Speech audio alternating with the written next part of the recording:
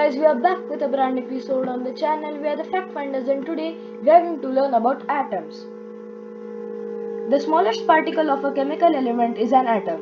The atoms of few elements are chemically inert and exist independently in free state. Atoms of rest of the elements are not chemically inert and hence exist in a combined state. The properties of an element depend upon the atoms constituting it. Consider the element of iron. All the atoms of iron are alike and when come in contact with air and water undergo rusting. Similarly, all the atoms of oxygen element are alike and so are those of gold and diamond. Atoms are the basic unit of matter and molecules are the smallest unit consisting of an atom or a group of atoms. Atomicity. The number of atoms present in one molecule of an element is known as its atomicity. Molecules of elements such as helium and argon contain a single atom and are known as monoatomic elements. Molecules of elements such as hydrogen and chlorine contain two atoms and are known as diatomic elements. Molecules of elements such as phosphorus and sulfur contain three or more atoms and are known as polyatomic elements. Valency. Valency is the combining capacity of an atom of an element. It is a whole number. Elements with valency of 1 are known as monovalent. Elements with a valency of 2 are known as divalent.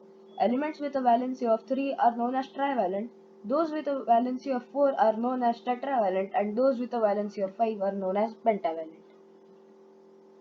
Ions. Charged particles formed when an atom or a group of atoms gains or loses electrons are called as ions. An atom that loses electrons develops a positive charge and is known as a cation. An atom or a group of atoms that gains electrons and develops a negative charge is known as anion. Radicals. A group of atoms that functions as a single unit in a chemical reaction and may or may not carry a charge is called a polyatomic ion or a radical. A compound may also be formed by the combination of elements and polyatomic ions. Polyatomic ions were earlier called radicals. Polyatomic ions are highly reactive and thus are found in combination with other ions like carbonate or hydrogen carbonate. Atomic structure. The atoms are composed of subatomic particles. Like electrons have a negative charge and are the least massive of the three, the neutron, the proton and the electron. Protons have a positive charge and are about 1836 times more massive than electrons, and neutrons have no charge and are about 1836 times more massive than electrons.